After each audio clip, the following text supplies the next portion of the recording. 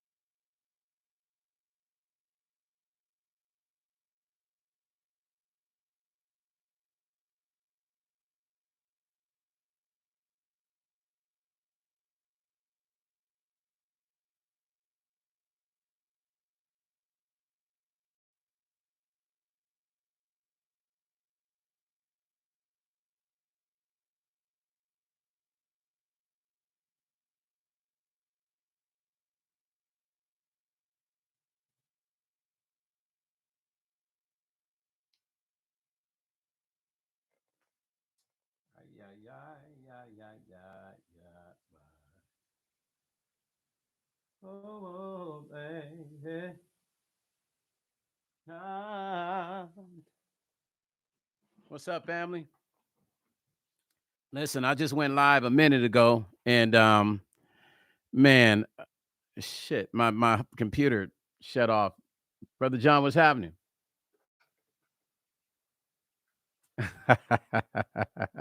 You know what? Here's the funny part. I don't. I haven't used it in a long time. It's it's a beautiful machine. It works like a champ, but I haven't used it in years. I might end up selling it. I just did a live a minute ago, and I was just playing this track that I just got placed on D Shot, E40's brother from the Click, his album. It just came out, and the whole album debuted at number 78. Today it's at number 71 on USA Top 100. And I was going through that, and in the middle of it, my doggone computer just that was it, bro. My computer just shut down. So what I'm about to do now is I'm going to go through this track. I see some other people watching. I got people watching, but ain't nobody commenting. They just looking. I can see y'all on my phone. They just looking. You're looking, but you ain't commenting. I see you looking. Creepers. Those are the creepers, boy. They creeping, but they ain't leaving no comment. So you know how that is. Look, right when I said it, they logged off. That's some funny shit. Anyway, I'm working on my album. Um, I'm working on getting my album done. So I'm gonna load up this vibe of this track that I've been working on for my album. Generation X. That's the title of the album. It's called Generation X. And man, it's an incredible album. Incredible album that's coming. Incredible song too. Um, incredible songs, excuse me. It's an incredible album, and there's incredible songs on it. Hold on, what's going on here?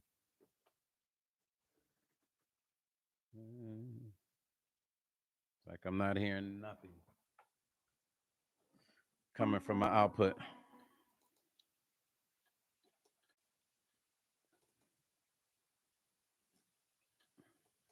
Hmm.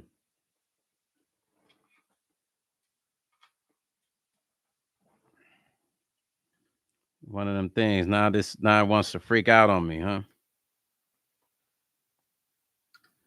Hmm. Let me load it again. Okay. Here we go. Anyway, I'm working on my album Generation X. It's close to being done, Brother John. And yeah, Brother John, I'm gonna be selling that Open Lab. So I don't know, man. If you're interested, let me know. Let me know. I got so much equipment. I do need to get rid of stuff that I'm not quite using. So let me know, brother, if you're interested. Certain ones I was gonna post anyway. So, but I am about to load up this track that I'm working on for my album. And let's see what we got.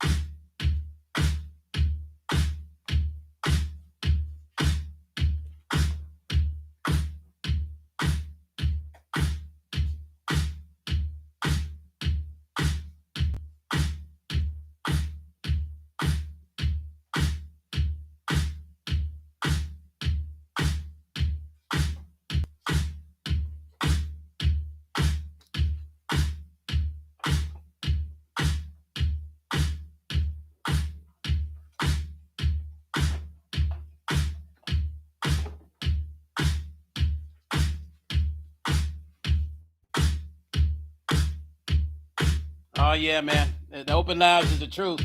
I just don't use it that much anymore. I don't really use it anymore that much.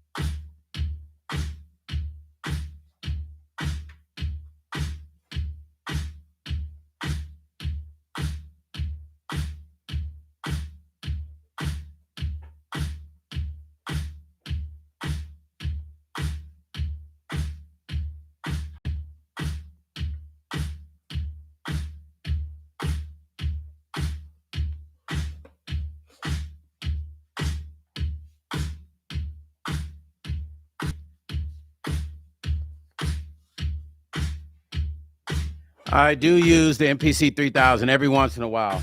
I have two 3000s. I got two, one in my storage and one here, but I do use them though. Now I'm gonna play this analog keyboard into here. See if I can find me a chord.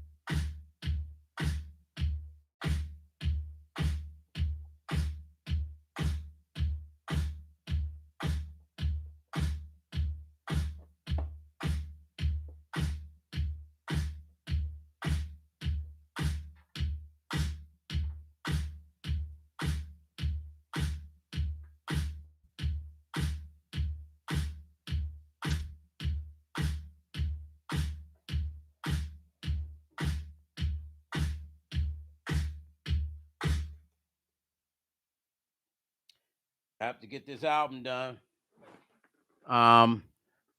Rue, what's happening, man? Listen, I just got through doing that on the unpacking of that track I did on D Shot's album that just came out. You just missed it. You got to go back and replay the live. But right now I'm going over some tracks that I'm doing that's on my album. This track I just did the other night. That's on my album. I'm adding some more stuff to it. But man, I forgot to send you the link to that D Shot track. The album is out, man, and the album charted yesterday, and it's doing well, fam.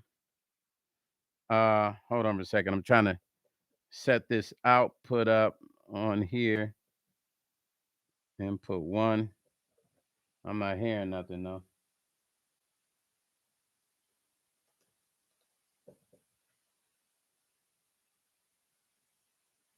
Why is that shit muted?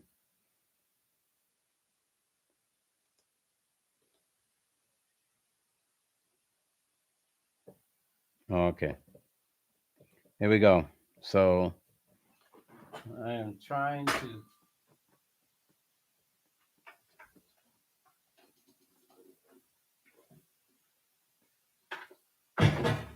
Whoa, whoa, whoa, whoa. Almost dropped my thing. I want to do that. Drop the mini move, then we in trouble. All right. Hold on.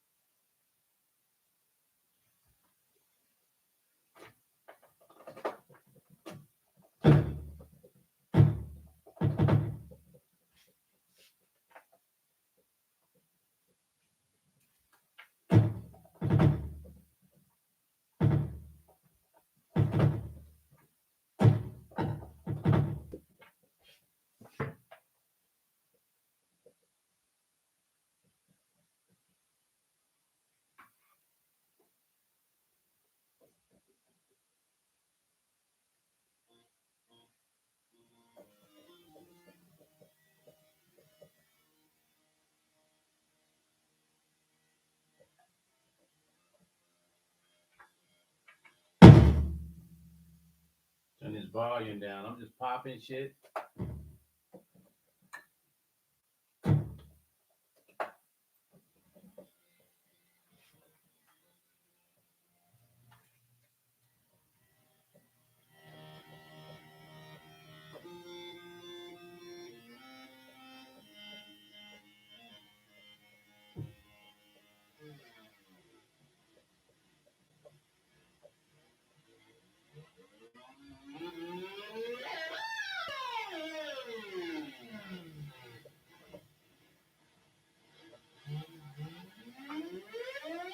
What's up? Let's go hit the button. What's happening, family?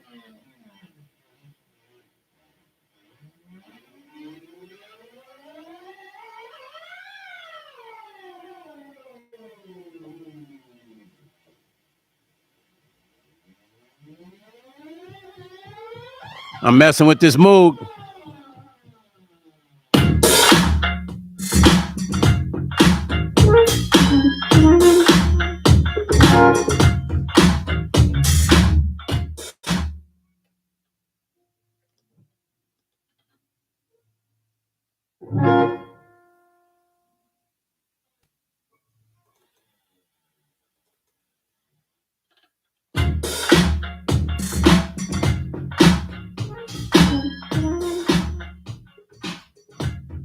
Yeah.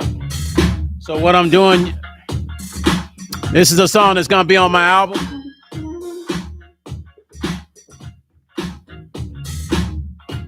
It's a song that's gonna be on my album, you guys.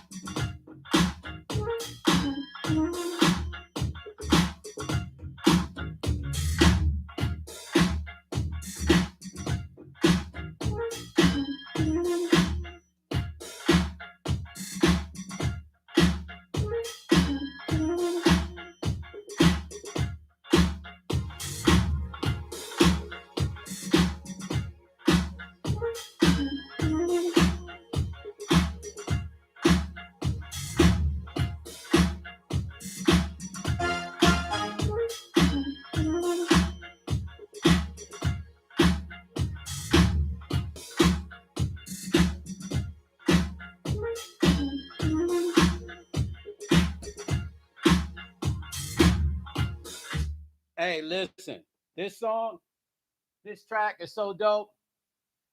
Um, oh yeah. That is. This is the PreSonus. I like this little baby. When I'm using my PreSonus, if I'm with my laptop, I love using it, man. It comes in handy. Um, School hit the button. What's happening, family? DL, what's going on, family? John, what's going on, family? What's that? The what is it? Bronze Yoke report. Hey, what's happening? What's happening? Hold on, let me look at my damn phone, man. That's all I got to do, right? Hold up. Listen, you guys. Earlier, I went live because I was talking about the placement that I got. Can you guys hear me good? Can everybody hear my voice good? The last video, the shit was distorted. I had to go back in and the computer shut down, all kinds of crazy stuff. So can you guys hear me good? Okay, cool. No distortion and none of that stuff like that. My voice sounds transparent and all that good stuff. And Mystique gonna tell me my voice sounded good on the last video. That shit was distorted. Hey, listen. So I'm finishing this album up it's called Generation X. I mean, the album's gonna have you guys dancing, man. It's gonna have you what R&B felt like in the 80s when you put a record on, man, and you just wanted to go mac on a girl on the phone, man. You wanted to spend hours on the phone. You wanted to let the song kind of explain to you. You remember those days we would give people the song and just let the song to give females a song and let the song speak, what we wanted to say. Then we say, hey, listen, hey, check this out. You know what I'm saying? You on the phone. Yeah, you know what I'm saying? Hey, baby girl, listen, listen to, I'm gonna send you this song. Better yet, go check out this song, CD, because it was CDs back in the day. Remember that? Hey, I'm gonna let you borrow my CD, and I want you to check out song number 7 on Ready for the World. That's how I feel, you know what I'm saying? Because we would let the song speak for us. This is how this album is that I have. It's one of the records where you'll be telling people, hey, just go play that Stone record, number 8, number 7. That's how I feel. You feel what I'm saying? Yeah. Hey, bro, listen. My cord used to run from listen, so the phone was by the kitchen, right? It would wrap around. Man, I stretched the shit out of that cord. I would take it from the kitchen all the way up the stairs, wrap around from one room and then into another room. And I remember I got in trouble for that. My mom said, boy, don't be stretching that phone cord out. But that's what we used to do, right? Like follow the cord. If you have more than one sibling in the house, you follow the phone cord. You're like, get out the phone out. Or you pick up the other phone in another room. Like, I need the phone. Get off the phone. I'm talking to my girl. But look, this album, Generation X, I'm going back, y'all. Like, I'm going back, y'all. I mean, y'all know I love introducing music with feeling, heart, and soul. If you heard any of my music, but I'm telling you, you're either gonna dance or you're gonna want to be in love again. This album is so sentimental, man. I'm only gonna put about 8 or 9 songs on this album that's coming. I'm really working hard to have it done this month. But when I tell you it's nasty, but last night I was working on the arrangement for this. Y'all gonna like this. The arrangement is so super dope. Oh man, it's just so nasty, man. Hold up. Hold on. Let's see if we can hold on. Let me see if I got a little bit of ideas I was doing last night. Hold on. I just went so I can remember it. Hold on, give me a second. Let me hold on. Oh, that's not it. Hold on. I laid so many different ideas last night.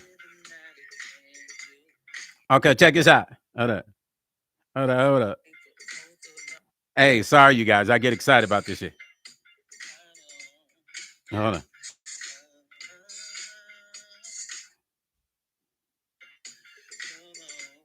Hold on. Hold on. Hey, I'm sorry, y'all. I just get excited about this shit. Anyway, it's gonna kind of go like this, the vibe of it. Just to give y'all a little vibe. Yeah.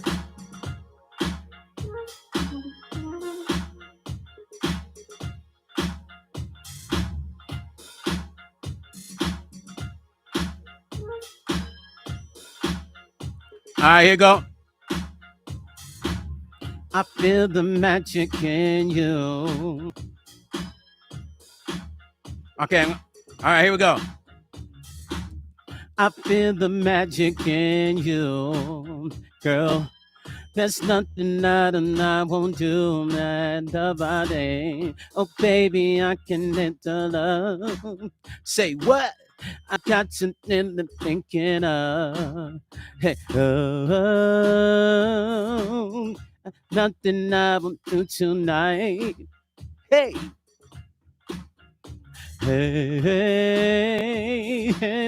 there's nothing I won't do tonight. Hey, when you're feeling so good, baby, don't give it up. In the morning time, jump, baby, give it up. When I see your face, girl, I wanna give it up. Son of done, baby, give it up. Out. Y'all don't know nothing about that, man. Nothing. Hey, real, I'm telling you, man. Yeah, hey, school hit the button in the room with the door closed, and mom listening on the phone the whole time. She's listening the whole time. DL, you're the Mac. Hey, DL, hey, man, hey, man, I'm just trying to keep it going. You feel me? Hey, hold on for a second. I can't wait for you guys to hear this whole album. Hold on.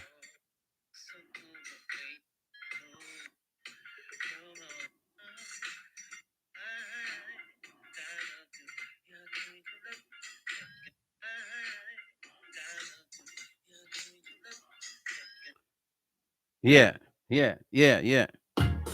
Uh-huh. Baby, I need your love. Oh, nah, nah. Gonna give it up. You, baby, I need your love. And you want it, man. I don't have to give it up. Yeah. Yeah.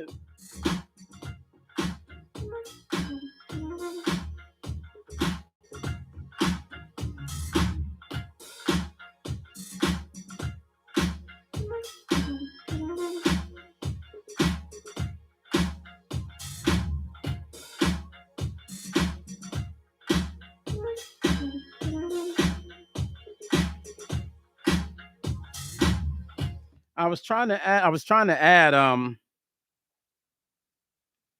some other sounds. Oh, here we go.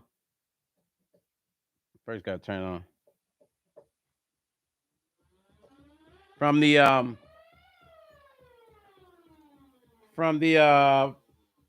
freaking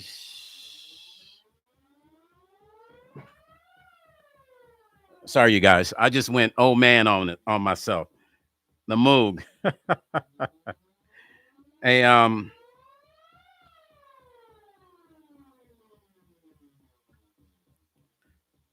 See, the thing about the Moog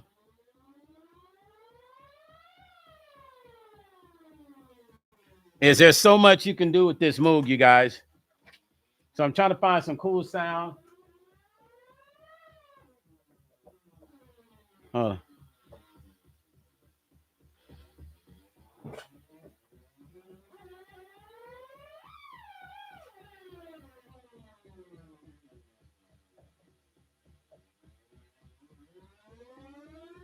on, let me see something, you guys. I'm trying to figure out why my output volume seems like it's not as loud as it should be. Not quite sure what's going on, but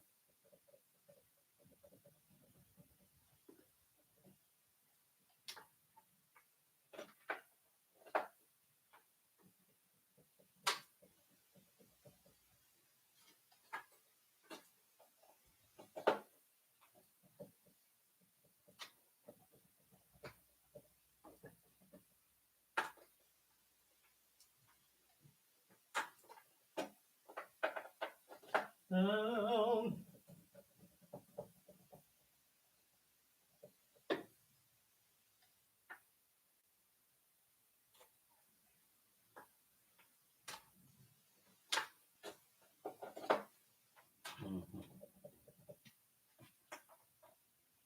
turn this off and turn this back on. For some reason, I'm not getting what I want.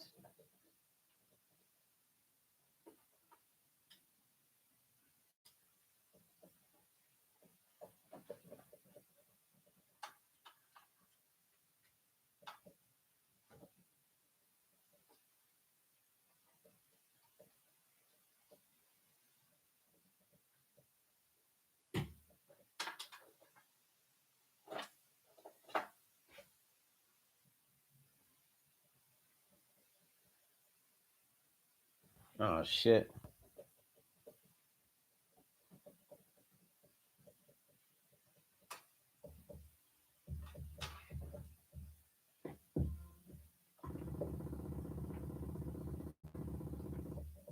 Sorry, you guys. When you're going through these keyboards and you're trying to find the right sounds, it's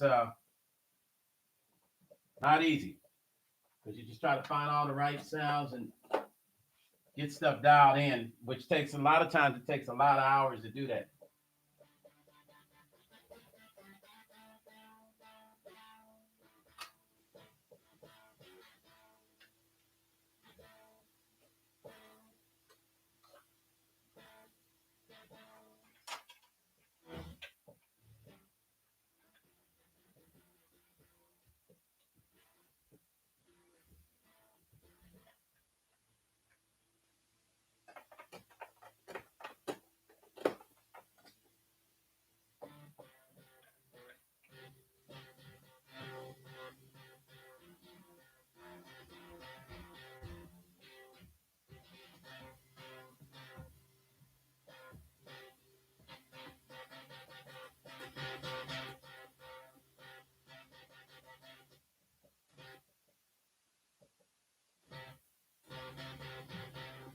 Here's the crazy part about music. When you're working, yeah. Hey, school hit the button.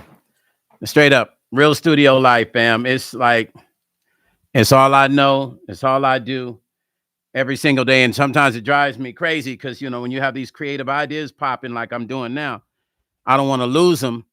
So not being able to dial in sounds fast enough drives me crazy. If it's acting weird, things start acting weird.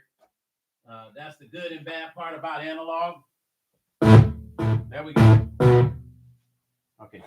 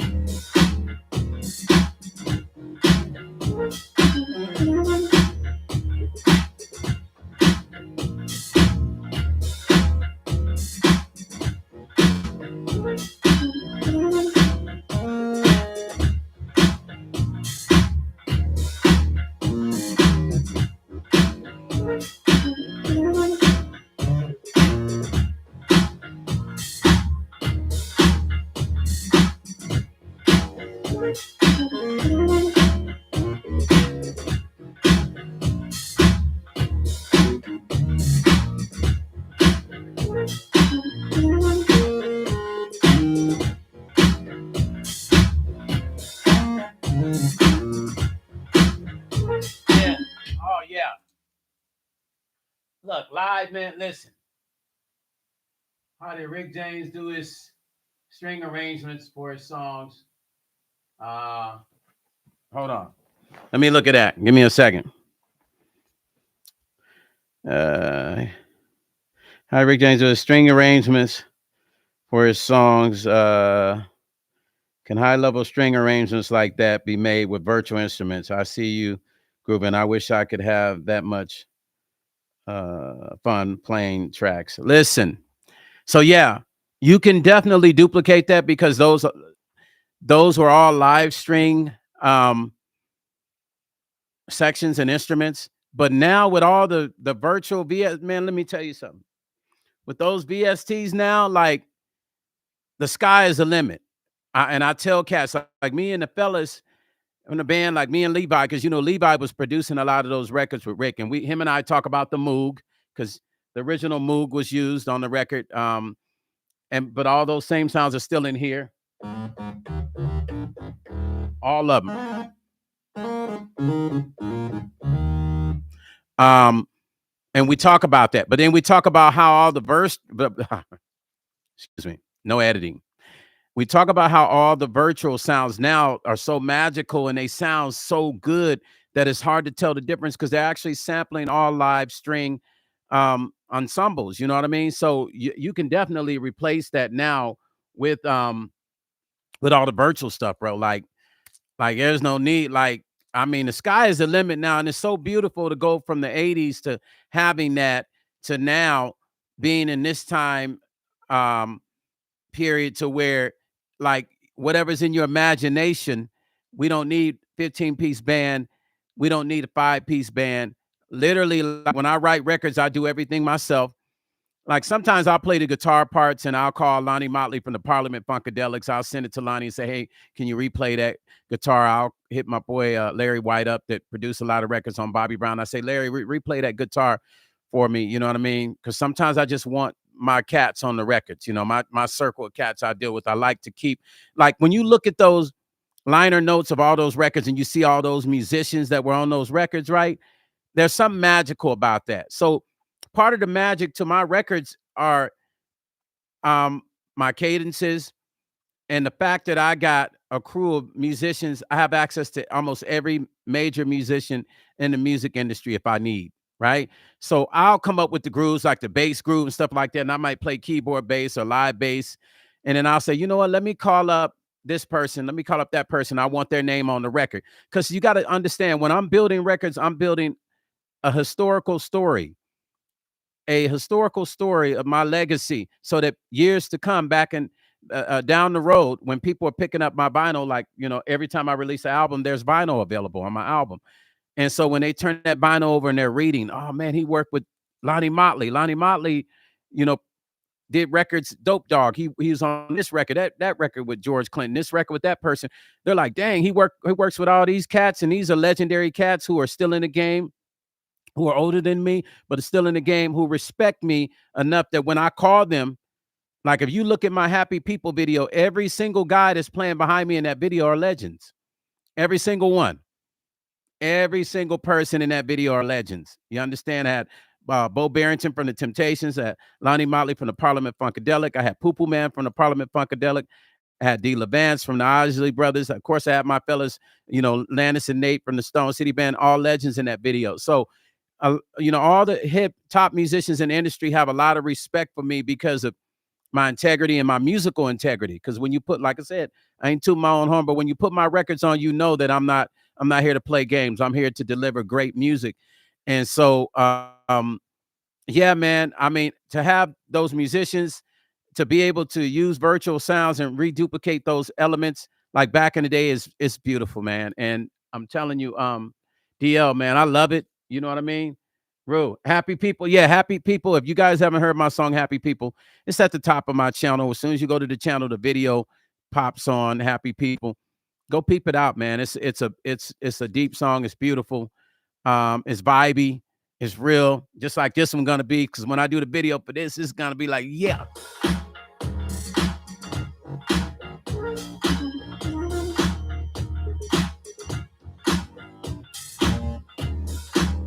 Yeah.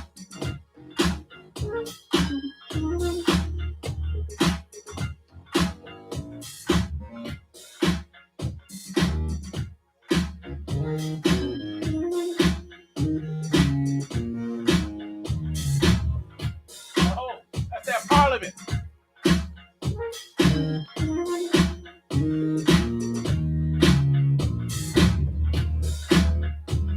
Hey, hold up. That was at Parliament. I don't know if it's flashlight when they do that. Yeah, that's that Parliament. Like, hold up.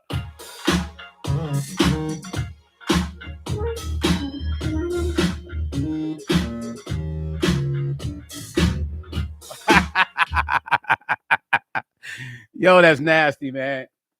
Oh, flashlight. There you go. Hey, school hit the button. See, that's what I'm saying. See, he know.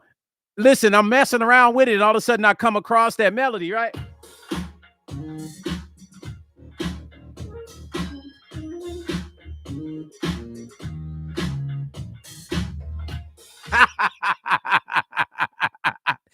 Yo, that's nasty, man. Listen, music is powerful, man. Because listen, I get so excited just sitting here vibing while I'm putting this record together. But that right there, man, yo, man, it's lovely, man. Music is just magical. I really cannot wait to share this album with you guys, man. When this album comes out, man, I hope that you guys embrace it and understand that when I'm on camera, you're like, man, that dude Stone, that dude all right. He all right. I hope you understand that I put my love and my passion into what I do. And and I enjoy it, man, like a kid in the candy store, like the first day that I've done music. It's like I feel like it's the first day. You feel what I'm saying? And in my trusty MPC, whether I'm on the Live, the X, the 3000, whatever, the 61 to 37, I make it do what it do no matter what, man. I make these machines sing. Now, I don't know about what nobody else is doing with theirs. I just know when I get on mine, we sing songs. You know what I'm saying? I make it sing. If I pulled up any track, you'd be like, dang, man, I make it sing because I love what I do. Whether I was making money doing it or not, I love what I do.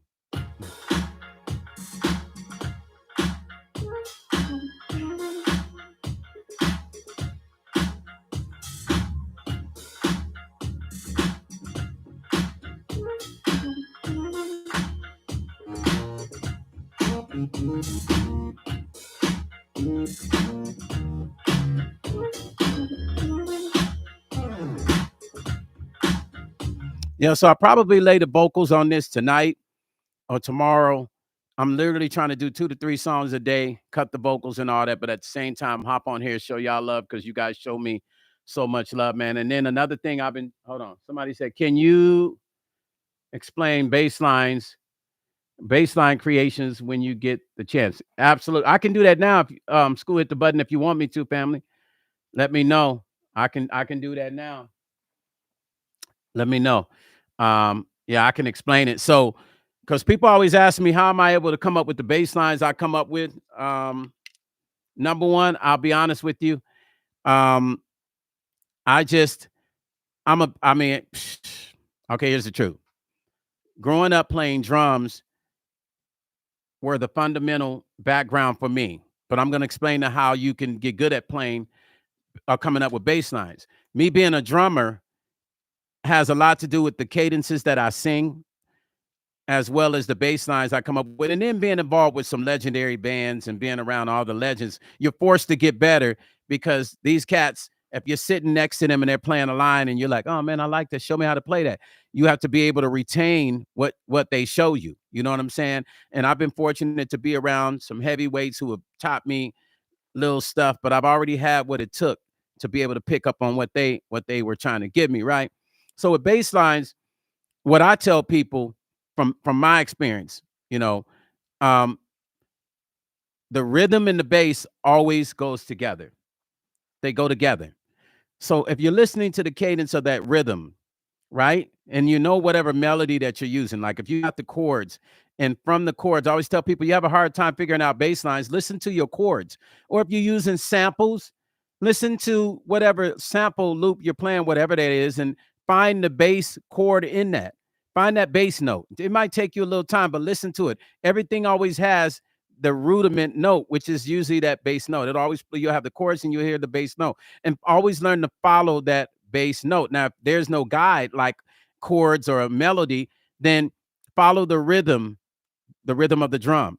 Now, it doesn't always work that way, but it does work that way because drums and bass go hand in hand. That is the rhythm section. When you see a band live, the drummer and the bass player are always looking at each other. Pay attention to it. When you're watching bands on stage, what they doing, man? Why are they looking at each other? The drummer and the bass lock in with each other to make sure that the rhythm is right. If the bass player drifts, it's a mess. If the drummer drifts, the bass player actually will follow the drummer because the bass player gonna be like, "Well, damn, man, why are you going fast?" So he gonna follow him. Slow down. He gonna slow down.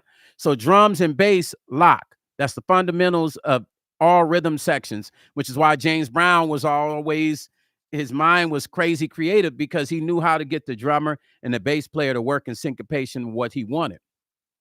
So when you're creating bass lines, if you don't already have a melody, listen to the drum cadence. If you don't know what that word means, that means the rhythm, people, of what the drums are doing, the syncopation of what it's doing, where it's hitting every time. And your bass line should follow. Now, it can counter that rhythm, but it should follow it. And then it could break off and go somewhere else as long as it comes back. You understand what I'm saying? So, and you mess around because sometimes I'll sit here sometimes for an hour to come up with dope bass lines. Like, ooh, you got to remember there's only 12 notes that we're dealing with all together. Like, imagine, like every song in the world, you're only dealing with 12 notes. So there's only so much we can do. And that's why you hear certain songs sound the same, but bass is more simple to figure out than chords. I tell people, even just like picking up a bass guitar, you can learn bass guitar quicker than you could learning rhythm guitar because you're dealing with single notes. So with the bass, rely on the rhythm to lead you, the rhythm drums, the rhythm of that kick drum to guide your way with the bass line. It's an easy way to learn how to really vibe bass and just let it bounce around. And you just keep, with bass, you just feel your way around with it. And if it feels right and you're hitting notes and you're like, ooh, that feels kind of good, your spirit tells you what's right because your ear tells you what's right. Even though you might not have had any ear training, we know bad notes. So your ear is gonna be like, oh, don't bug with that. So you're gonna be like, okay, that ain't it. That ain't the one. But I got the first note, right? So once you get those three or four notes of that arrangement worked out, right? Whether it's three or four or on the change, the bridge, you change to the fourth change, which is a fourth note or chord or melody. You got the first rhythm worked out, kind of like how you see me on a see. So right there, I'm bouncing with the bass, the kick drum, boom, boom, boom, boom, boom. So it's a song and dance with drums and bass. Just remember that. But don't over push yourself with thought. Don't make yourself overthink it. It's easier than you really think. Just take your time with it and remember that the kick drum and the bass both go hand in hand, even if it's a sub bass. Now, sometimes sub bass can be tricky, and I'll tell you why. If you're trying to create a sub bass around a kick drum, sometimes it's better to go find a regular bass and then work out the bass arrangement once you figure out the notes, because you can hear a little bit better with a regular bass than a sub bass. Sometimes some of those tones in the sub bass will confuse you as to if you're on the right key or not. So go find a regular bass, work out how you're going to play your bass with a regular bass. And once you get it down, then if you want to switch to a sub bass, then you switch and then it'll make sense. You'll be like, damn, okay, I like what Stone said. That made sense. Because sometimes sub bass, they can be off. They can be a little bit flat or sharp. And you'll be confused if you're playing off key or on key. Okay. Unless you really tune that sub. And even some subs, you'll tune them. They still have this weird half step thing happening in there. So I always suggest that people go find a regular bass guitar or analog bass and just work the bass arrangement out with that. And then if you want to switch to a sub bass, it's as easy as you turning a knob or choosing a different plugin because you've already played that bass. Now you're going to replace it with the sub bass. But always rely on your kick drum and your bass to go together. That's your rhythm section. Always remember that. Kick and bass play together. Kick and bass live together. They're one. And as long as you know that, then you'll always be able to figure out your way around finding the right bass melodies will come to you easier because now you understand that there's a bass in that rhythm. Just always remember that. You listen to the rhythm, you'll hear the bass. I always tell people I hear rhythms, I hear melodies and rhythms and I mean I hear cadences and melodies and kick drums. Right? And kick drums, I can hear a melody. I'll be like, ooh, man, I already hear a melody to that. So allow the kick drum to guide you but don't over pressure and stress yourself about trying to get it. It's easier than you think. Just let it be natural and let it come to you natural. If it doesn't come tonight on a record, get up the next day, start back again. Because what you don't want to do is push it and then end up having something corny or kind of whack. And you're just like, man, that was kind of corny. That's because you're trying too hard to push it. Let it flow naturally. You feel what I'm saying? Question. Oh, Ruben say, Stone, how many beats should we be doing a day? Um, Man, y'all really want to know? Don't ask me that question. I'm the wrong person to ask that. Y'all sure y'all? Uh, how do you keep that beautiful? Okay, I'll answer that question, Rube. So, DL said, "How do you keep that beautiful, thick, and sexy?" What? How do you keep the beautiful, thick, and sexy ladies dancing in the crowd? How do you keep one? Oh, okay. Okay. So DL. So is the question is how do you keep a beautiful, sexy lady? Or is the question how do you keep them dancing? I want to make sure I answer you correct. Yeah, I want to make sure I answer you correct. Okay, so Ru, listen. Yeah, DL, hit me back on that.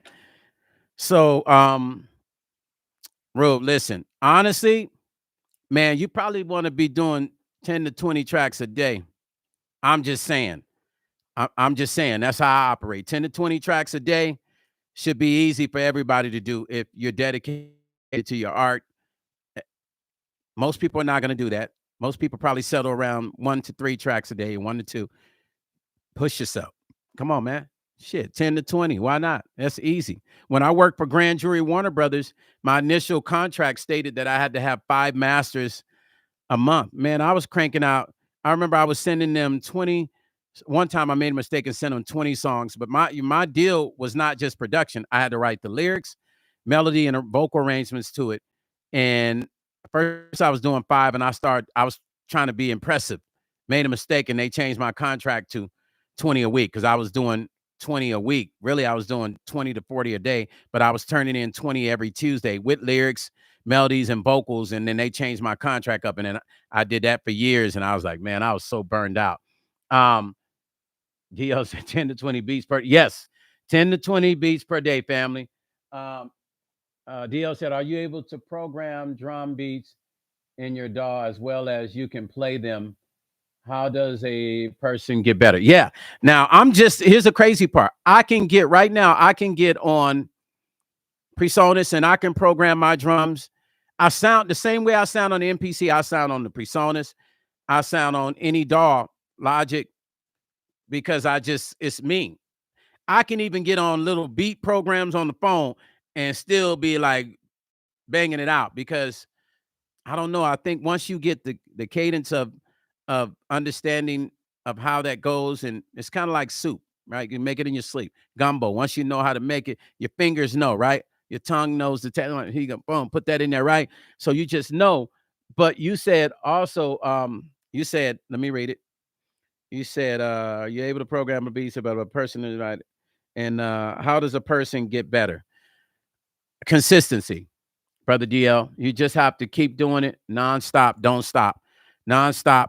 Because here's the crazy part about working on the MPC, and everybody watching this will attest to this.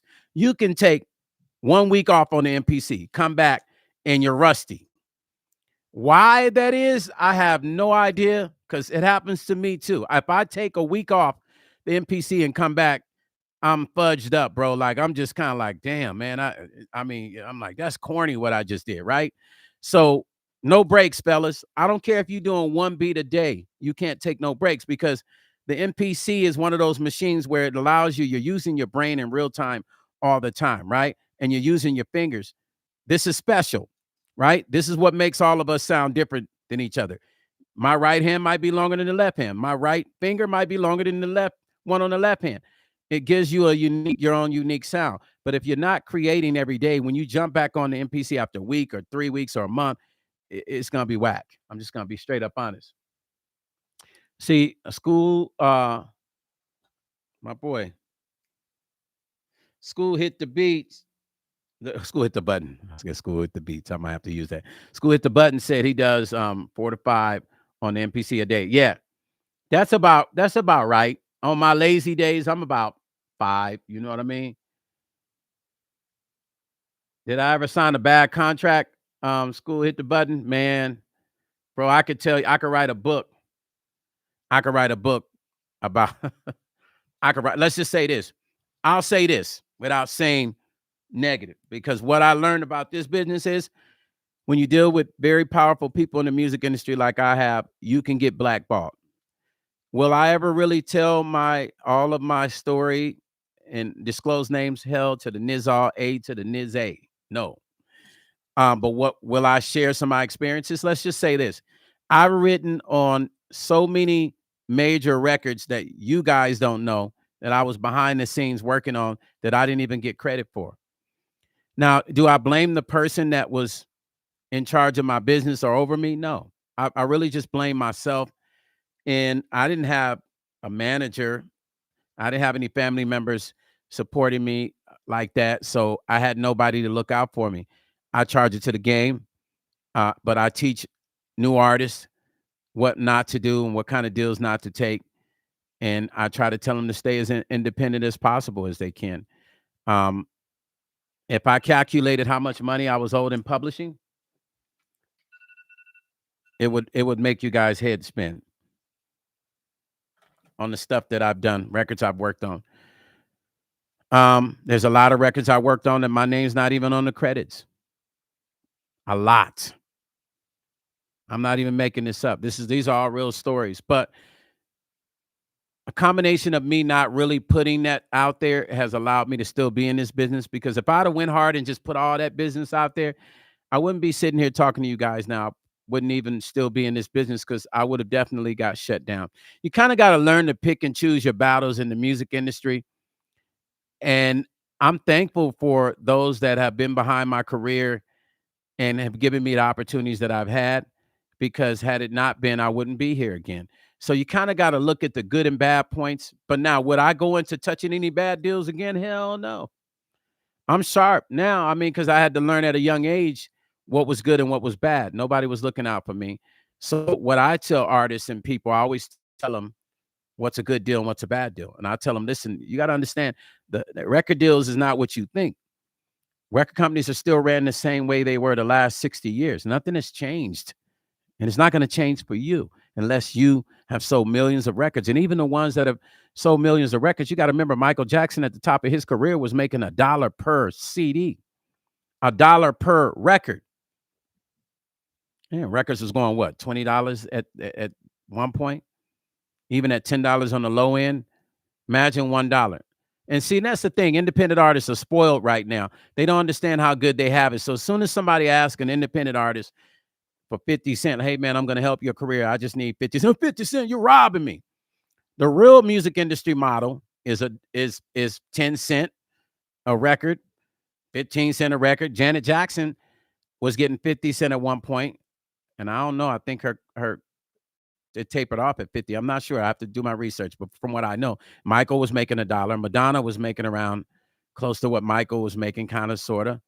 But those are the highest paid artists in the music industry at the time. So independent artists now, $9.99 album on iTunes. Yeah, I mean, you're getting all of that pretty much. Your distributor gets his 12 to 15% off the back end, but you're walking away at least with, $7, $8. That's good. If you can be independent and still get an investor to invest in you and then be consistent with dropping records, it's a win-win. It's a win-win all day, but you have to still be careful with jumping into signing with people, because it's not what you think it is. It's not. It just seems to be, because you think, the guys want the girls, they want the glamour, they want the tour, they want all the fans screaming. That shit comes with time. It does, man. It comes with time. I mean, I love it when I hit the stage and there's people out there that adore my music and they know the lyrics, but those things took years for me to get to. I took the long route. Let me tell you something. This business is wicked. I could have taken so many crazy deals that would have had me saying and doing shit I would have never done. But because my integrity was at this level, I turned deals down. I said, no, I'm cool. If it's meant for me to do this, God will provide a way. the universe will provide. That's what I always said to people. And people say, man, you Stone, you dope, man. You man, oh man, the stuff you write. I mean, celebrities, Stone, man, you the most talented, underrated R&B funk artist in the game. Everybody in the music industry says this to me. Everybody. Man, you one of the most underrated producers in the industry. And these are heavyweight people that say this. I'm humble when people say that, but they don't know I didn't take certain deals so that I can keep my sanity spiritually and mentally, right? So yeah, man, I had more than my share of bad deals, and I was offered tons of more bad deals, and I just kind of walked away. School hit the button. DL said, what DL say? If the major labels tells you that you have to create 20 songs a week, how much do they pay you for each song that you created? Sean Phillips said, direct to consumers is the new way. Brother Sean, I've been doing direct to consumers since the early 90s. It's never been the new way. It's just that people are paying attention to that now. I've been doing direct to consumers. As a matter of fact, every album I put out, I press a CD up because the stores in Japan, Australia, Brazil, London, all over the UK, my records are in those stores. You can go to Japan, my shit's right there on the shelves. So direct to consumers is what I've always been doing, and my fans order directly from me. But in order to do direct to consumers, you got to first have a fan base. If you can't get 30 people to buy your record, it doesn't matter if you do direct to consumers because you haven't drummed up enough. I mean, it's a vital point because I preach this at music conferences when I speak. But most artists can't get their family to even buy their record. You can't even get 30 people. Most people can't even get 50 people to show up to their show, let alone 50 people to buy a record. And I will challenge everybody on this live that's an artist. Go press up 500 CDs and let's see how quick you sell them. See, I'm telling you some shit I know because I've had my record label since 1994. I've been in the music industry since the 80s. So all these things I'm telling you, I've done. I've had to set up consignment records all across the US before there was digital distribution. I was mailing records out while I was still under my deal with Warner Brothers, mailing records out with my label, the artist that I was putting out, mailing them out. They sell, they send the paperwork back. I signed it, send it back to them. They send a check back. Sam Goody, Warehouse Tower Records. That's shit I'm talking about, the real shit. Then I ended up getting a major distribution deal, not because I was with Grand Jury Warner Brothers, but because all the records that my label was selling. I was the first producer to produce a tribute to Tupac. We're doing a reissue of that, so you'll see that back up. If you ever seen the tribute to Tupac online with the fire on the cover, I'm the one that produced that, executive producer and producer. It's not going to be up there now because we're reissuing it I'm remastering it and putting it back up there. So it'll be up there soon again, volume 1 and 2. And I got the permission from Tupac's mom to be able to even utilize his name on that record back in the day when I released it in 1998. I was the first, right? So direct to consumer is not a new model. That's an old model, brother. I've been doing that since forever. I can pull out CDs now that people will email me from France and be like, hey, can we order that CD from you from 1998 of this artist you had? And they pay cash for it. They pay cash for it. They pay serious cash. Some of these records I produced in the 90s go for almost $500 a record on the rap artists I had under my label. So direct to consumers is something that's definitely not new. It's just that artists are paying attention now because artists are so desperate to make it, they're willing to pay attention to anything. But most of them are never going to do it right because they don't want to consult with the right people that can help them. Then you'll get on YouTube and you get all these people talking because they'll go study somebody else's channel, and then you'll get on their channel and believe they know what the fuck they talking about, right? And in reality, they don't because they didn't live it. How am I going to teach somebody something if I read it in a textbook, right? And I'm like, oh no, take the engine, put the engine over there, pull that out, put the mount out, and put the screw in there. Take the screw, put that over there, and okay, hey fellas, let's go take the engine out and try and see if we can do that. And they've never done it. They're gonna fuck some shit up, right? But that's modern day what we dealing with, right? So I tell people, okay, so we out here and we sharing information, right? We're all on here trying to learn. But the psychology of that is, how can I teach you if I've never been in the trenches? That should be a question everybody on YouTube asks themselves. What what background does this person have? They on here talking like they know what the fuck they doing. And everybody loves talking about shit they ain't never done. But if you ask them, show me your resume and how many records you broken on artists. I always tell people, you want to shut somebody up, you want to shut them up, see how much they know. Ask them what they've done. Tell them to show you their resume and their history and what they've done, what they've accomplished for themselves first, then what they've done for other people since they trying to give all this advice. And then guess what? People disappear. But that's YouTube for you. Like, honestly, anyway. So yeah, direct to consumers, I've been doing that. That model's still real. Every time I do an album, when this album's done, I have CDs and vinyl, and they'll go out to all the stores. And you might not know it, but I have tons of fans all over the world that buy my records. My records are currently being played as we speak. And I was saying that the other day on my live, right? This music industry stuff is powerful, but it's even more powerful when you know the game and you know the business and you're not pretending. And you know when a person know, right? Because they ain't worried about the views and the likes and all that shit. By the way, hit like. Hit like right now, you guys. Make sure y'all hit like, man. Just make sure y'all hitting like on there. I say, by the way, hit like. Yeah, make sure y'all hit that like. But you're not worried about getting numbers to make money on YouTube, because when your passion is real, you've lived it. So whether I get the numbers on YouTube or not, or make money on YouTube or not, I'm still living the real dream. I'm living it. Me and my cats and all of the cats, we've been doing it since the 80s. We live the dream for real. We're not pretending. We're not, as the young folks say, we're not capping. We're not on here capping, right? There's something to be learned about knowledge and wisdom, and there's something to be learned about listening to air.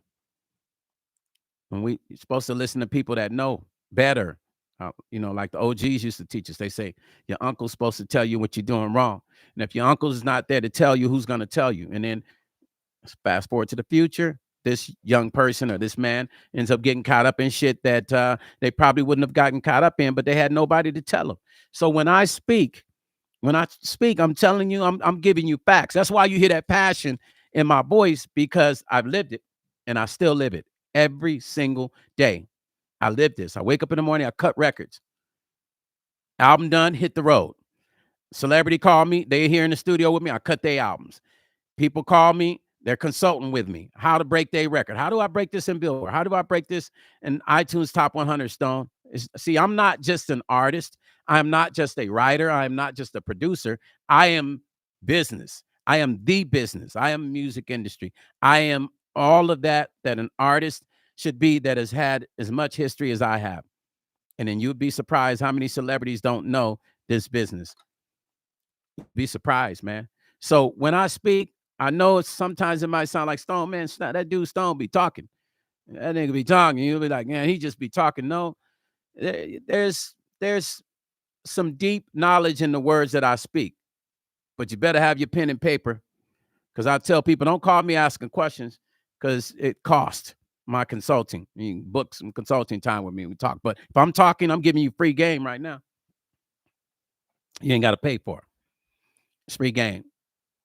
You feel what I'm saying? So let me see what else we got on here. No CDC, USB, paper with merch. Yeah.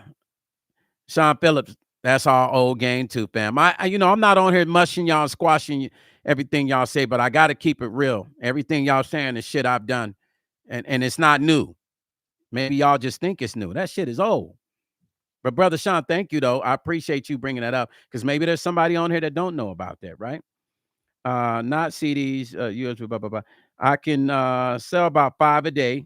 School hit the button. See, I like that, because yes, the USB drives, that's like an old thing. That technology came out a long time ago. We jumped on that when it first came out, and it kind of fizzled out, but it's still relevant now because you can encode your video with it too. School hit the button. Listen, see, you got people that'll support you. See, so I love that. See, but you're going to get out and make it happen.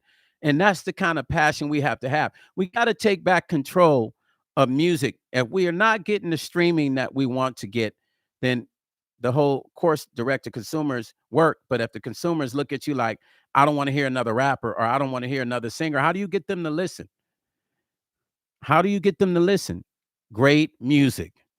Bottom line, great music. If your music is great, people going to talk about it. If you got good music and they hear it, as long as they hear it, they're going to talk about it. It doesn't matter what color they are. If the music is good, people are going to, they're going to buy into it. They're going to support. It's just a fact. It's a proven fact. You can do, you can go research it. I've done tons of studies. It's about the music. People just want to hear good music. People want to be uplifted. People want to, they just, they want to know there's hope in life. If a song can make them feel like tomorrow's going to be better, listen, they're going to go support that record. So it really starts with good music at the end of the day. And then your passion to believe in that music enough to even stand on the corner and go, how you doing, ma'am? Will you support me and buy this record? I'm not interested, but you haven't even heard it. Can I play it for you? I don't listen to rap. Oh, I'm not a rapper. Because, rappers get the bad rap. They selling CDs. Sometimes I feel bad for them because they have to deal with all that, because there was 10 dudes before them that had whack CDs. Now they're the 11th. Now they're like trying to explain themselves like, no, I'm not, my music is not like that. It's positive. Baby girl, just, listen to me. Right. But once again, the built-in support. You start with your family first. If we can't get your family to support, why in the hell you think a random dude gonna support? Starts with your circle. Your immediate circle you got to tap into that first. Get them to support you. And if they support you, then it's easier to go on the outside. Way easy. You feel what I'm saying? So hold on, let's see. Great music. And hiring an effective social media manager without a social media presence.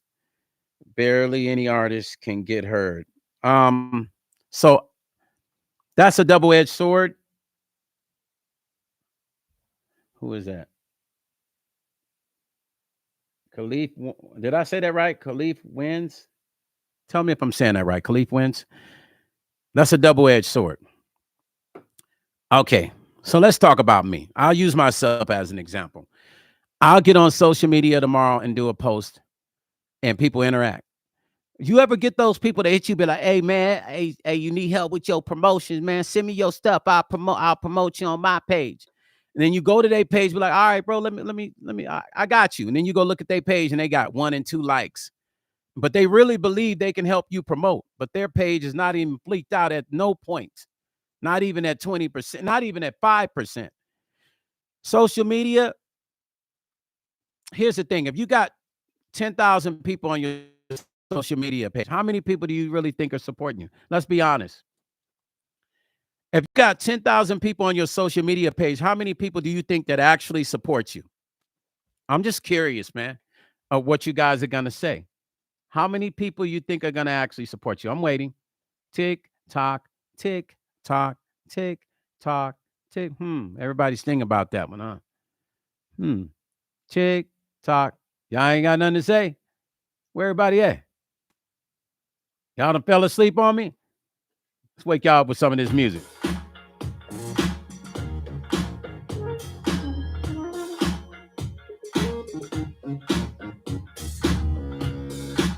Wake up.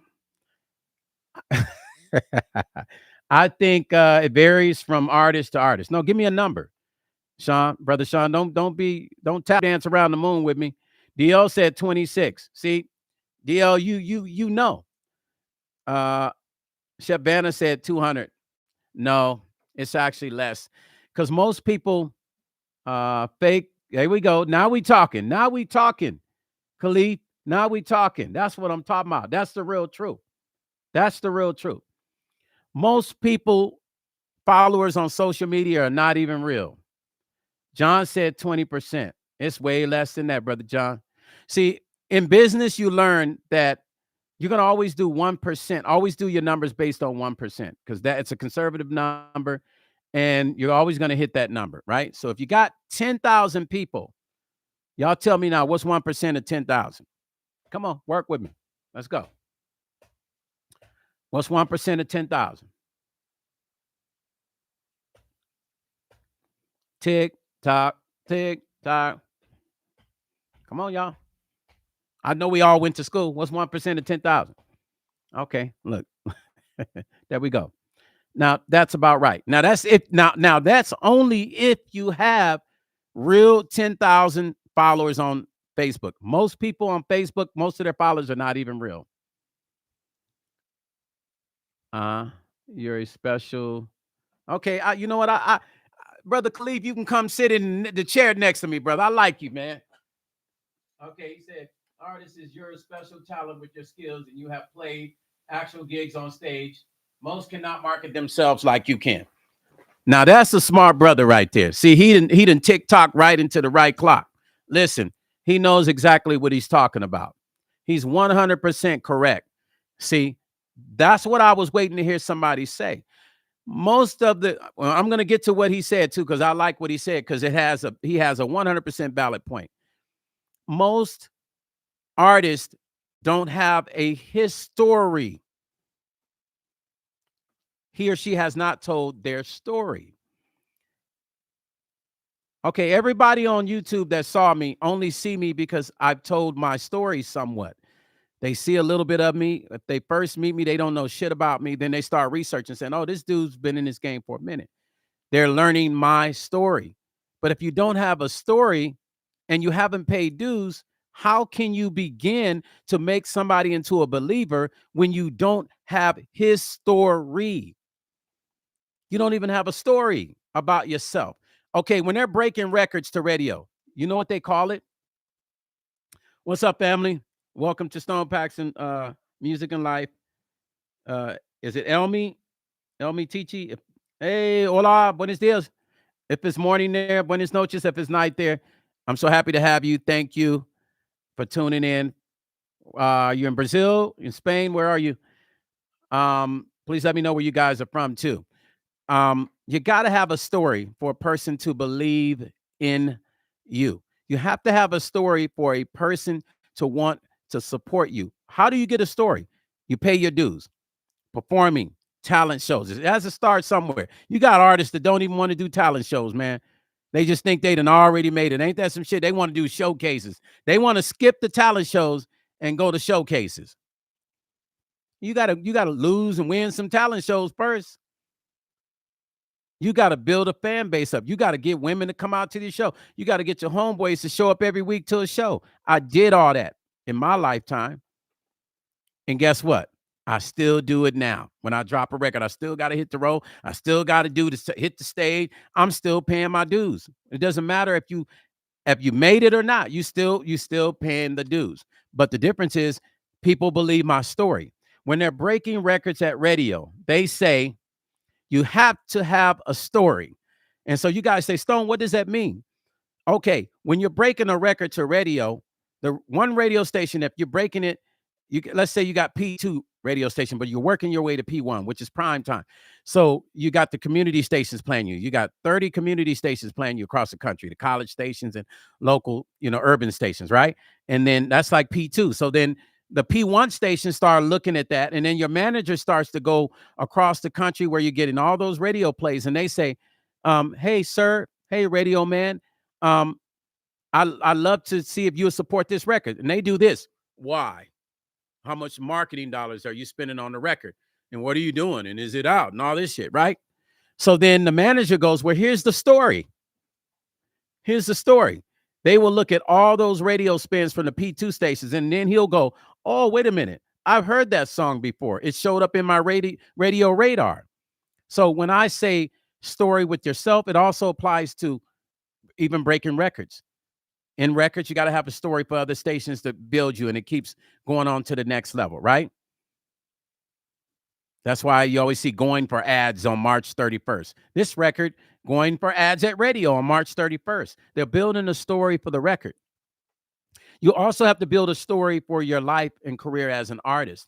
If I don't know you, if I don't see you posting, I see a lot of artists will post stupid stuff on their Facebook. They'll share stupid, corny stuff that makes no difference.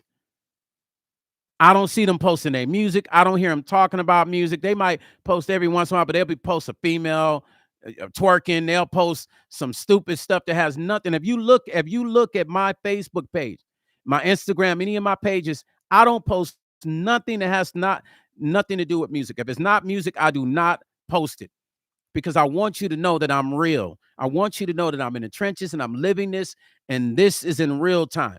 I ain't got time to be posting about no women. I don't have no time to be posting about somebody twerking or what's going on. And if I am going to talk about those things, I'll go live and I'll have these conversations. But guess what? I'm going to talk about my music first, and then we'll go into politics. That's why I call my channel Stone Paxton Music and Life. It's not just about music, it's also about life and the things that I can share with my life and my experiences that are connected to music.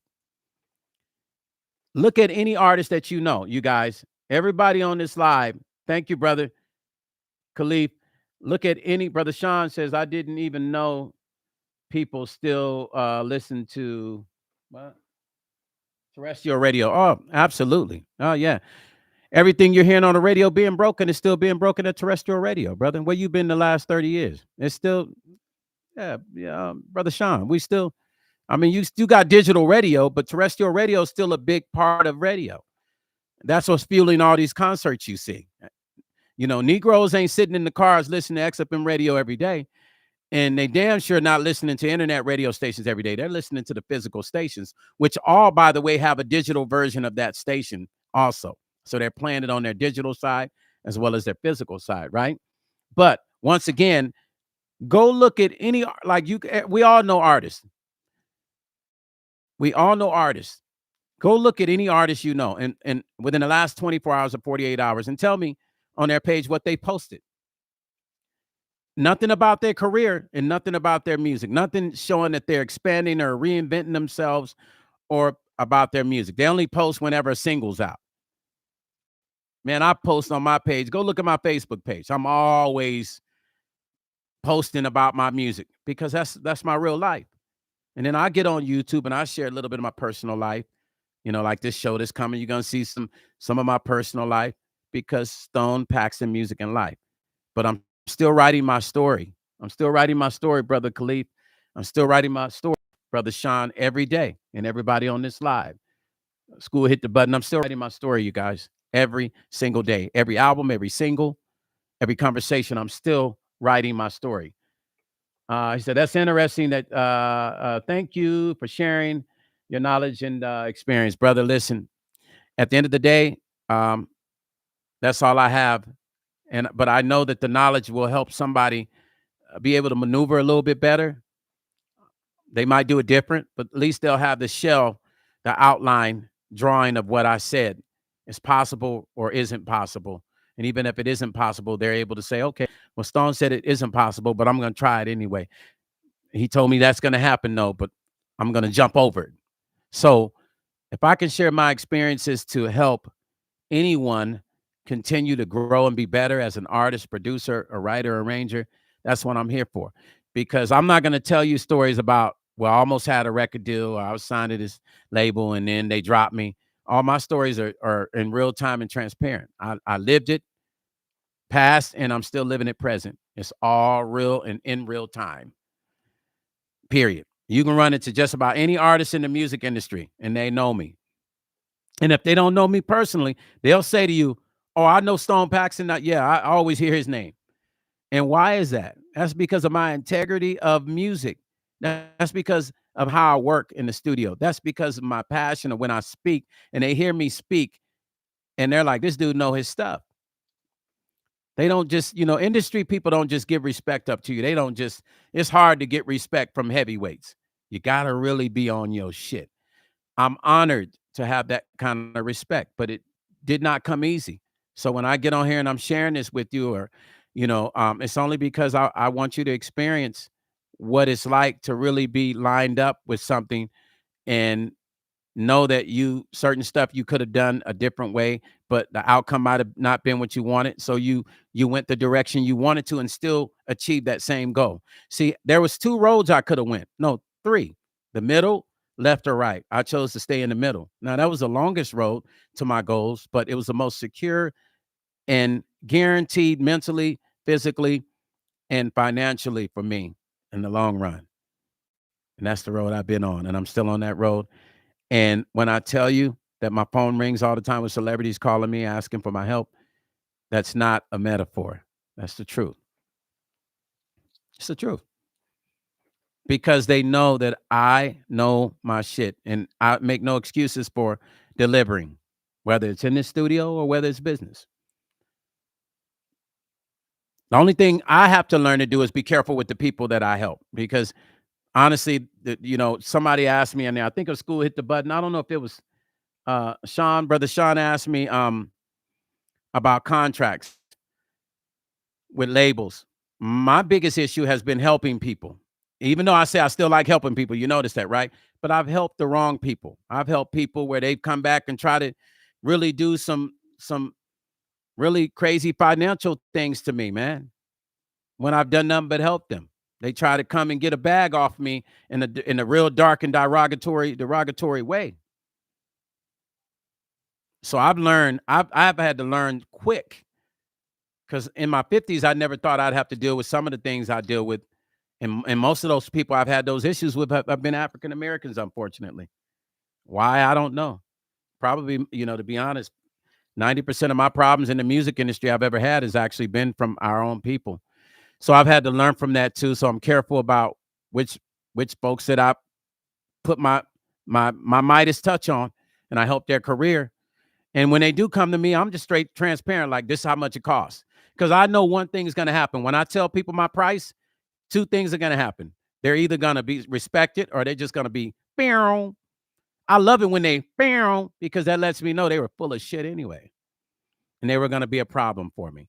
So just as much as I had with contracts, bad contracts, I've also had bad spiritual contracts with people who just wanted to use me, get around me, meet people, or use me to advance, and then turn around and try to really get a bag off me. When I'm telling you, I'm talking about like 4.2 million kind of crazy kind of stuff, like, like for real. Like, you feel what I'm saying? Because I helped somebody, and their whole point wasn't to get help; it was to be tricky and to figure out. They wait for the right time, like, let me see when I can switch the game up and try to run a bag on this cat. So I don't trust many people anymore. And I have a circle of people around me who watch my back for me. It's mostly ladies. I keep a lot of ladies around me who respect me and they're my family and I love them and they watch my back. And their third eye is deep. Now, my third eye is good, but their third eye is cold. They see it before it's coming because I get in that kind stone packs like, oh, I want to help you. What do you need, buddy? And there goes that nice stone Paxton, and they have to smack me on my head and be like, be careful. So this business is a crazy, tricky business. Um, very calculated people. Sorry, you guys. Very, very calculated people. But I know I'm not going to stop helping people because of that. I will continue to help people. I will just be careful with the ones that I decide to help, making sure that my paperwork is ironclad when they come to me for help, and make sure they got their disdo or they out the dough. Simple as that. But I'm not going to stop helping people because that is the true fundamentals. That's why I'm giving you guys this free game where you don't have to pay for my consulting. I'm giving you some free stuff because there's so much in my brain. I don't need to write it down. I could, when like I said, when I speak at the NAM convention every year. So when I speak at the NAM convention, I see people on the panel with me and they got their little notes right there. But if you've lived it, you don't need notes because you've lived it. Am I correct? Ruben say, remember I remember you told me it was 200 to talk to you. Absolutely. 200 an hour in consulting. That's what I charge. But listen, 200 an hour in consulting, I mean shit. The knowledge you're going to get is worth more than $200. And if you ain't got $200 to pay to get some knowledge and learn how to really work your career and get to the next level, then you probably don't need to be doing music. Probably just need to keep your day-to-day job and keep this music as a hobby. Music is not for you. Let me say this to all my OGs, young and old. No music romance without music finance. Write it down, put it in your notes. No music it's like a woman. You got to woo situations. You feel what I'm saying? No music romance without music finance. You can't have a woman if you broke. How can you where you gonna take her? Come on, we've all been there. Where you gonna take a woman you broke? You sit around and be like, you want to come to the house? You want to come over? I'm gonna cook because you can't take her out. So you can't romance no woman if you can't really. And I'm not saying spending money on a woman makes you a man, or you know that's something that has any sort of value. I'm just in general saying no music romance without music finance. You can't have a career in music without either you investing or you get somebody to invest. It's just no way around it. If you knew the money I spent on every album, let me tell you something. Every time I put an album out, I set aside a budget of about 25 to 30,000 to promote and market my record. Now, y'all hear what I'm saying? 25 to 30,000 to promote my record here and overseas. Now, could I scale that budget down? Absolutely. I could scale it down to 5,000 per album. And then when I spend that money, I don't spend no more money on that album no more. I go on to the next album. If you don't have a set budget to promote your music, then why are you even doing music? Just call yourself a hobbyist, and don't be upset about it. Don't be mad. If somebody call you a hobbyist, don't be upset. Don't get personal with it. Just respect it, because that's really what it is. Because if you can go spend $400 on some Nikes, you can spend $400 on a radio campaign to get your music set up to be properly spent, so you can collect publishing, and you're gonna make that 400 over and over and over. But you're scared to spend it. But you waiting in line to get the new Nikes or the Yeezys. I'm just saying, man. I'm just saying. Brother Khalid said, you probably know my homeboy, Laylaw. Is he say Laylaw? Hold on. I can't, my phone's over there. Law, who was the Planet 12 band. He's from New York City, and we grew up with. You know what? I think I do. I think I know so many people in this business, bro. What label was he signed to? Because that name, I know that name. Um, what label was he signed? I know that name. I'm just trying to remember from where. Who? Probably at some party back in the day or during the years that I've met him. But I know that name. Do you remember what label he was signed on? Brother John said, "Can you talk about publishing, Brother John?" Ooh wee, man. Oh my God. Don't get me started on this publishing. Man, oh man.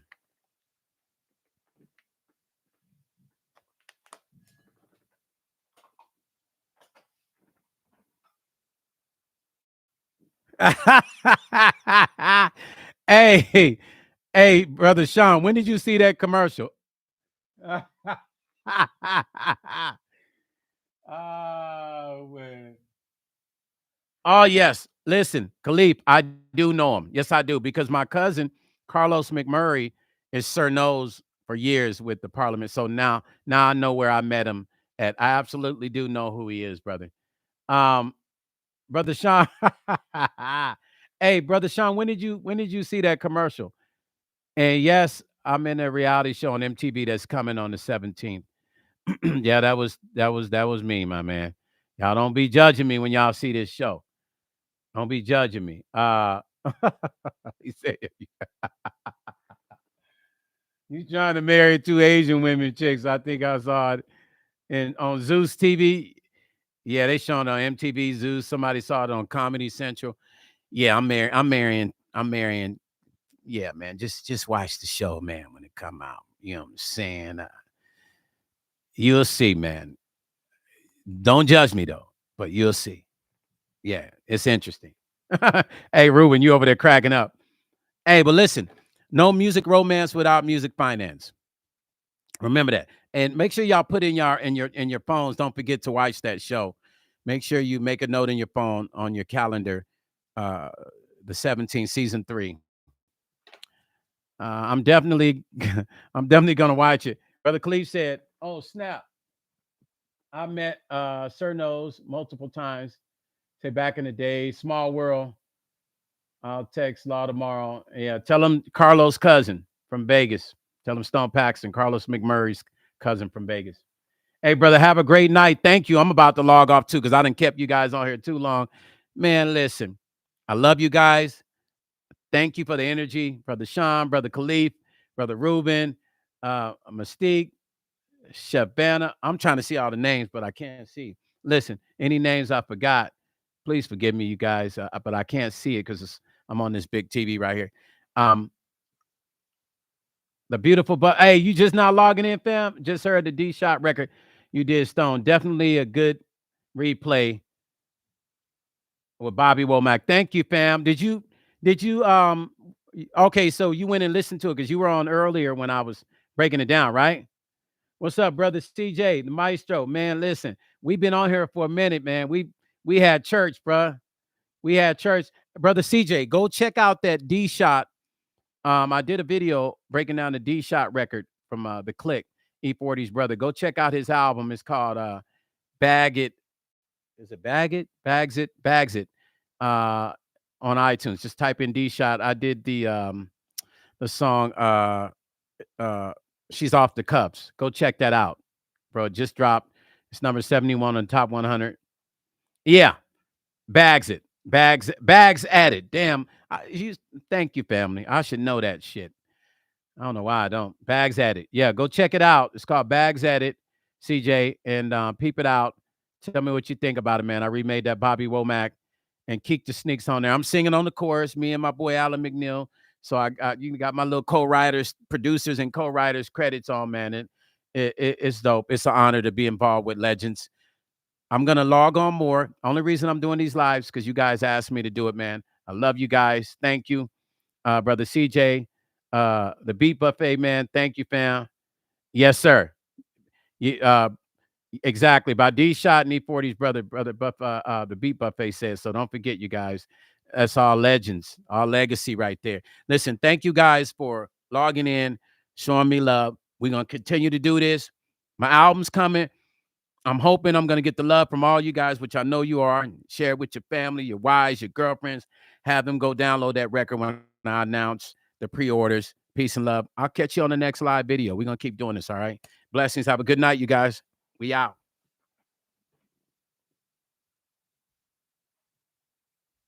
Now, if I can figure out how to end this shit.